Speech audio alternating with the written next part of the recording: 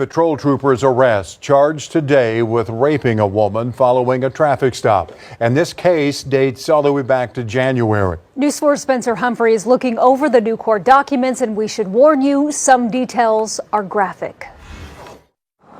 An Oklahoma state trooper allegedly giving a woman an ultimatum when he pulled her over here in South Oklahoma City back in January. She could either go to jail or have sex with him. The details in the arrest affidavit for Oklahoma Highway Patrol Trooper Jarquez Evans are disturbing. Investigators say it all started when Evans pulled over a woman for an expired tag near Southeast 29th and High Avenue just before 10 p.m. on January 26th. The affidavit says Evans' body cam and patrol car dash cam were rolling as he walked up to the woman's car, the woman allegedly telling Evans she had an illegal drug pipe inside. Evans ordered her to get out and searched her pockets before then searching inside her car, where he found a sex toy in her purse. Investigators say he brought it up to the woman, saying, "Mine is bigger," then telling her he wouldn't take her to jail for having the pipe if she would just have sex with him. The woman later told investigators with the Oklahoma City Police Department that she agreed, and the two drove to a nearby parking lot where Evans got in her passenger seat and had sex with her. The affidavit says she even asked Evans if she would be charged with prostitution for having sex with him, to which he said no, and that he'd taken off his body camera and microphone. Investigators say Evans later bragged to a friend about what happened, but told them the woman is who proposed having sex. OKCPD investigators sent Evans' uniform pants to OSBI's crime lab, where tests on them found a fluid stain matching Evans' DNA profile and another likely matching the woman's profile. Evans was booked into the Oklahoma County Jail Friday on charges of rape and forcible sodomy. In Oklahoma City, Spencer Humphrey, Oklahoma's News 4. We reached out to the Oklahoma Highway Patrol hoping to ask them some questions about this. A spokesperson would only confirm Evans had been arrested and is currently on administrative leave. They did not tell us how long he's been on leave and if it is paid or unpaid. This is the book of Proverbs, chapter 31, verse 9. Open thy mouth, judge righteously, and plead the cause of the poor and needy. Kol Holayim La, Al-Banawa Yahweh Bahashim Yahushai Bahashim Rakak Kwadash. Double honors to the elder apostles and elder bishops of Great Millstone who rule well. Salutations to the Akim out there on the highways and the byways. Salutations to the hopeful elect. Salutations to you speckled birds, you Israelite foreigners. And shalom to the Akwaf, sitting and listening in silence as the scriptures say to do so. Proverbs chapter 31, verse 9. Open thy mouth, judge righteously, and plead the cause of the poor and needy. And as you see, and as you saw in this clip, this news clip in Oklahoma, you had a Jake that didn't judge righteously. You had a Jake that usurped his authority over a citizen to gain sexual favor. Okay, and then you had this stupid ass nigga go back to his colleagues, which probably snitched on him, and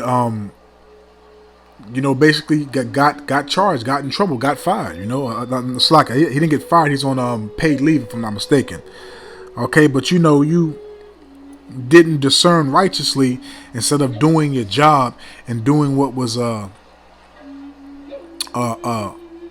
doing what you was employed to do as a servant for the citizens to chastise, correct, rehabilitate those that need help from their errors in life, in this world, roughly paraphrasing, man. But again, Proverbs 31 verse 9, open thy mouth, judge righteously. So she told you when you pulled her over that she has some type of utensil to use to smoke whatever type of drug she was partaking in. So with her saying that, it's very possible that he could have just gave this woman a ticket to go to court and let her go. But, obviously we don't know what the woman looks like. They didn't show no picture of her, etc. She must have been to his liking, attractive, whatever you may be. And with him searching the vehicle, he saw a sexual toy, an instrument that's used for pleasure for a woman, more than likely probably a dildo, and thought in his mind that it's, I can bribe this woman and basically make her have sex with me to dodge the judicial system and not have her name amongst the system, and for her to go through punishment. And which it's just not really rape. She agreed upon his bribe, because it really was a bribe. That's what it really was. It was a damn bribe. Okay, but this is the same thing, because Esau's a big fucking hypocrite. These devils been doing way worse stuff than this, but as soon as something of Jake is done, they plaster all this stuff on the news to deflect to what's that word, Salakia, to deflect to God, what's that word, man, to have you God, I can't think of the word, man. That's Satan, man. As soon as you want to say the correct word, Satan always jump in your mind or hold your tongue, man. They distract you with stuff like this while the real stuff is going on behind the scenes, man. Okay, because again, a lot of you Israelites have the same mentality, the same spirit, the same thought process of these goddamn devils. Okay, and righteous judgment is not flourishing and being practiced upon the earth. Matter of fact, let's grab that. Okay, because if this dude had righteous judgment, he would have did his job, and if he had any liking to this woman, he would just ask her for a damn number. He just asked her for a number. Say, I want to take you out. Do it the right way, man. But again, you usurp authority of your position, of your power, to take advantage, of these women. Okay. And not just her, but any woman would which I've seen multiple videos with women trying to offer sexual acts, sexual favors to get out of a damn ticket, just to get out of a ticket. Okay, so this is not nothing new. Okay, and again, Esau does way worse shit than this, man. This is Habakkuk chapter 1, verse 4. Therefore, the law is slacked. And what law? The law of Yahweh Hashem Yahweh Shai. That's the real law that's supposed to be governing and to be applied to the land, man. Okay, that's the righteous, just, and balanced law that's supposed to prosper upon the earth, man. Therefore, the law is slacked, and judgment doth never go forth. So the right, correct judgment, it doesn't go forth. Because if the correct, right judgment went forth, then you wouldn't have adultery. You wouldn't have, people eating all types of creatures and all types of murder and everything else going on in society, man. Okay. For the wicked doth compass about the righteous, therefore wrong judgment proceedeth. And again, a lot of you Israelites have the mentality, the thought process, the spirit, the characteristics of the damn devil, man. Because this is shit that the damn devil has been doing. And for you to go to your colleagues at your job and to brag about this shit is just stupid on your part. And I'm pretty sure you bragged about this shit to a damn Edomite that snitched on your stupid ass, man. You just couldn't keep that to yourself. And better yet, you couldn't go about the situation better. Again, you could have, if the woman was attracted to you or something like that, do your job. She told you offhand when you pulled her over what she had. Okay? Do your job. Write her a ticket out, whatever it is, for her to go to court. Say you'll be there to speak on her behalf, to say that she cooperated, whatever the case may be. Even if you got to take it to the magistrate, speak well for her. And then, as they say, put your ears on her and get the number, man. Do it the correct way, man. But everybody wants to be wicked. Everybody wants to, use their authority and use their power in society, man. Which in real life, you Israelites don't have power. And this is a prime example showing you stupid niggas, you dumbass Israelites that want to be goddamn slave patrol. You don't have no power. You're not exempt. You're not equal or accepted to the so-called self-proclaimed white man. You can't do what he does, man. You can't do what he do. Dummy.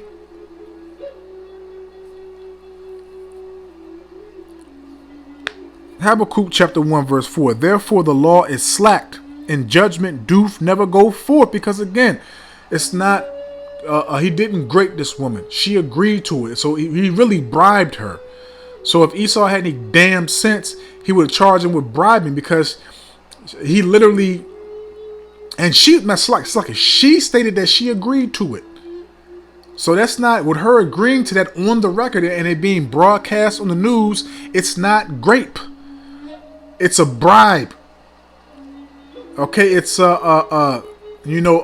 misuse of his authority. So I'm pretty sure it's some type of code he broke as a sheriff or state trooper, whatever he was. Okay, yeah, state trooper. I'm pretty sure there's a code that he broke. Okay, but Esau wants to throw the, put the harder charge on you so he can make you an example. Therefore the law is slack, and judgment doth never go forth. For the wicked doth compass about the righteous, therefore wrong judgment proceedeth. And this nigga's not righteous, man. Okay, he bribed this woman. Matter of fact, let's get a couple of scriptures on bribe. Okay, because that's exactly what this Jake did, man. So let's go to Proverbs chapter 26, verse 10. And I'm going to read this in the NIV. Proverbs, Psalms 26, verse 10 in the NIV. Whose hands are wicked schemes. So, he was scheming from the jump. It just didn't jump in his mind when he found that, strap on, sexual instrument. Let's say it like that to keep it PG. It did. He already had a liking to her once he saw her, man. But once he saw that sexual instrument, he saw his chance to bribe her. He saw a scheme to take advantage of her. What did he say? Mine's is bigger. What does that have to do with you pulling her over and you conducting a righteous search of the vehicle? Okay? You doing your damn job. Again, because he's attempting to use his power so you get what the fuck you deserve, you idiot. Okay? Psalms 26 verse 10 in the NIV. Whose hands are wicked schemes, whose right hands are full of bribes. So you're going to tell this woman, if you lay down with me, you have intercourse with me, I won't take you to jail. I won't write you up. I let you go free. So are you that little of a person? Do you have that much low self-esteem about yourself? You can't get no cat? You just ain't got no game? You just a loser? You got to do stuff like this just to and it's again, man, you get what you deserve, man. And also too, man, it's these things like this is going to continue to occur, and as a matter of fact, they're going to be worse. Okay, you might have police pulling over women and just grabbing them up and taking it, throw them in the damn car and just pull off. Okay, because these times in Jacob's trouble, when everything is out here, lawlessness and everything going on, things are going to get worse, man. And this is a prime example of the Lord showing you that this is going to occur. You're not going to have men in the near future when all hell breaks loose. When there's no protection, there's no security. You're not going to have men bribing you and asking you, can they get some? No, they're going to take it. Okay? Because obviously, this woman was alone. Okay? She was alone. And a lot of you women, you're so empowered. You're so embraced with being bold and being out here by yourself. You don't need no man. You don't need this. You don't need that. We shall see. Okay, because it ain't going to be no bribes. Matter of fact, let's grab one more precept on bribes, and then we're going to grab some examples of men dealing with harlots, man. Okay? Because again, the judgment that Esau brings forth is not right. The judgment that Esau brings forth is not correct, man. Because again, he did not grape, whatever you want to say, did not grape the woman. She agreed to it. He bribed her. But regardless, it's still wicked as hell on his behalf, man. You should have just did your damn job. If you had a liking to that woman, you should have just asked her for a number and did everything the correct way. But see, a lot of these stupid, simple niggas and stupid, simple Babylonians, they don't want to get rejected. So people that have this type of power, authority, you know, especially when their mind is all jacked up and contaminated and cleaving to the characteristics and the philosophies and the traits of Esau, you know, they just go left. Okay? This is Proverbs 17, verse 23 in the NIV. The wicked accept bribes in secret to pervert the course of judgment. Do you hear that? The wicked accept bribes. So, you know, the broad, she's not exempt. She accept that bribe. Okay? She accept that bribe because what? She didn't want to see no trouble, her going to court, her potentially going to jail, her getting fined, her potentially being put on probation, whatever the system sees fit that they was going to do to her if he did his job, if he literally just, you know, did what he was trained to do. Okay? And what he swore to do when he took that oath. All right? But she took that bribe so his judgment could be perverted because he wanted some box. Okay, he wanted some box, and she got, you know, a get out of jail free card. And again, you know, Salaki, I don't know if she decided to go up to the state troopers headquarters and turn them in, snitch on them. I don't know, or if one of his colleagues that he told snitched on him. I don't know per se. I don't know how it went, you know. But again, Proverbs 17 verse 23 in the NIV. The wicked accept bribes in secret to pervert the course of judgment. And as you heard on the news feed, the news clip, she asked him, would she be charged for prostitution? And he said, no, I took my mic and my camera off. Okay. So again, I don't know whether she snitched on him, she went up there, but either way, they got in contact with her and she basically told what happened. Okay? So she accepted that bribe to pervert his judgment because he wanted to get laid. So she got, I'm assuming correctly, she's not getting punished for this. So she still got to get out of jail free card, man. And what happened to him? He's being charged. Okay, he hasn't lost his job. He's on paid leave, if I'm not mistaken. But he's being charged with a crime. And more than likely, they're going to fire this stupid nigga. Okay? But let's continue, man. Let's get some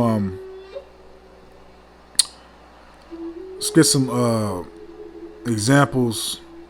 Men dealing with harlots. You know, just quick ones real quick. To show you that it's in the scriptures, man. Okay? So this is Judges chapter 16 verse 1. Then Samson, then went Samson to Gaza and saw there a harlot and went in unto her. Now we know what that means, went in unto her, but just for, you know, the people that are brand new and people that don't understand that term, I'm going to read that in the NET. So this is Judges chapter 16 verse 1 in the NET. Samson went to Gaza. There he saw a prostitute and went in to have sex with her. Okay? Samson went to Gaza.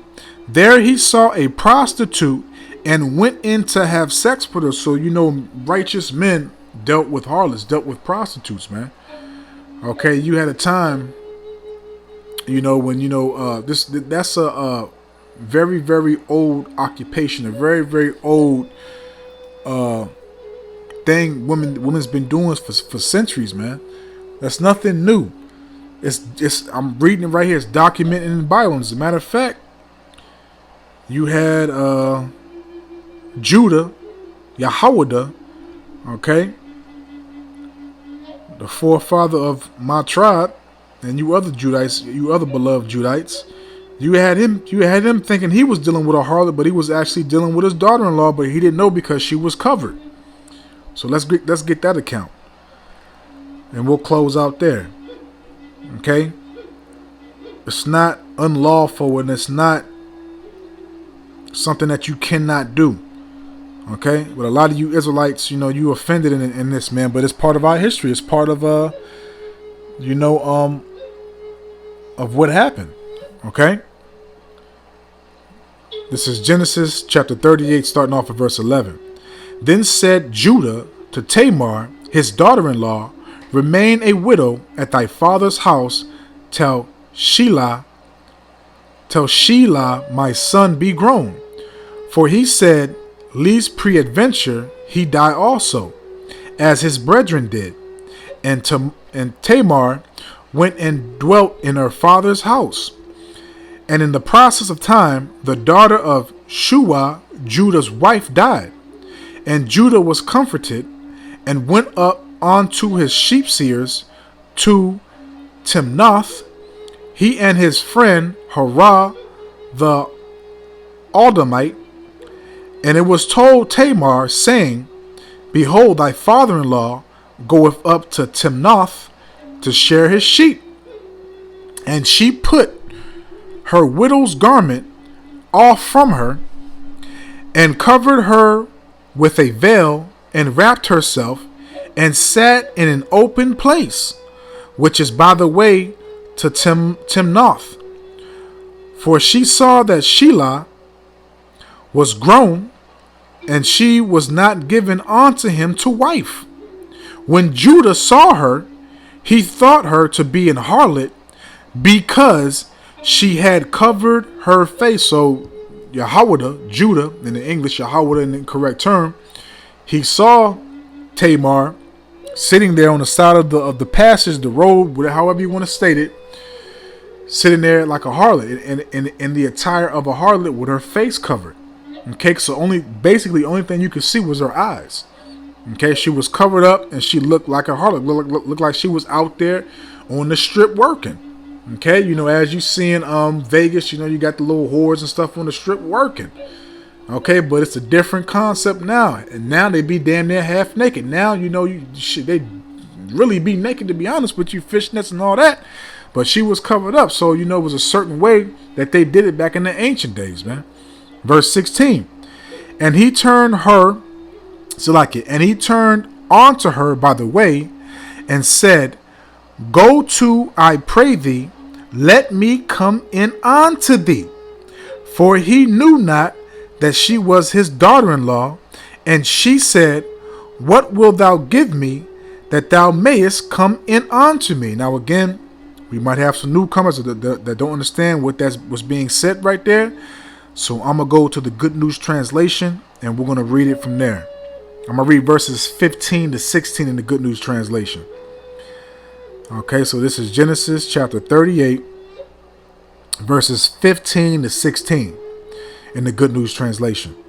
When Yahweh saw her, he thought that she was a prostitute, because she had covered her face.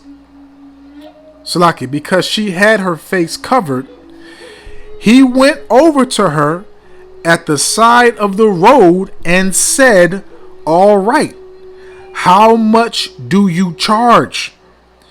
He did not know that she was his daughter-in-law. She said, what will you give me? So if the Lord, Yahweh Shem Yahweh Shai, and you can read the whole story for yourself. It happened for a reason this way. And the twins, what's their names? I can't think of their names. Prez and Zerah, the twins Prez and Zerah was brought forth from Yahweh. Okay, but you can go back and read that storyline for yourself. But it just shows you that the Lord had no issue with you dealing with harlots, prostitutes, whatever you want to call them, man. Okay, it's part of our history. It's part of the things that we went through. Okay, again, I read the account for Samson. Judges 16 verse 1. And you can go into that story for yourself, but I just want to get the examples to show you. And again, Genesis 38, verses 11 to 16. You can go read the whole chapter of Genesis 38, maybe to 39, if I'm not mistaken. But and there's other examples, but these are the ones I just want to grab real quick for this lesson. So it just shows you, man, that Esau's judgment is bullshit. He puts up Jake. He puts up a brown face in the news. and paints the image and everything else like it's a real bad deal, just to distract you from what's really going on. Okay, to deflect. Okay, when he's really the goddamn monster, the goddamn savage, the goddamn cancer of the earth, man. Okay, but he'll put rape and forcibly sodomy. What was the sodomy? So I ain't trying to sound funny or anything like. So did he put it in the rectum? Is that what he did? Because there was no grape, and there was nothing for it. Well, it was a bribe. That's what it was. It was a bribe. But I'm gonna leave it right there, man. I don't want to write this out. I hope and I pray that this was edifying, uplifting, and informative. And this stupid nigga get what he deserved too, dumbass. I hope and I pray that this is edifying, uplifting, and informative to the true sincere Aki and Wa'akwaf. So with that, I'm just going to say, Kol Holayim La, Abanawa Yahweh Bahashim Yahweh Shai Bahashim Rakak Kwadash, Watha Wada Yahweh Bahashim Yahweh Shai Bahashim Rakak Kwadash, for putting the spirit on me, my elder apostles, elder bishops, elders, brothers on down, for doing these epistles to enlighten you, to inform you, to edify you, and uplift you through the power and spirit and words of Yahweh Bahashim Yahweh Shai. May the blessing and election and protection be upon you and your household. I don't want to ratazah into the next one. So with that, I'm just going to say, Shalom.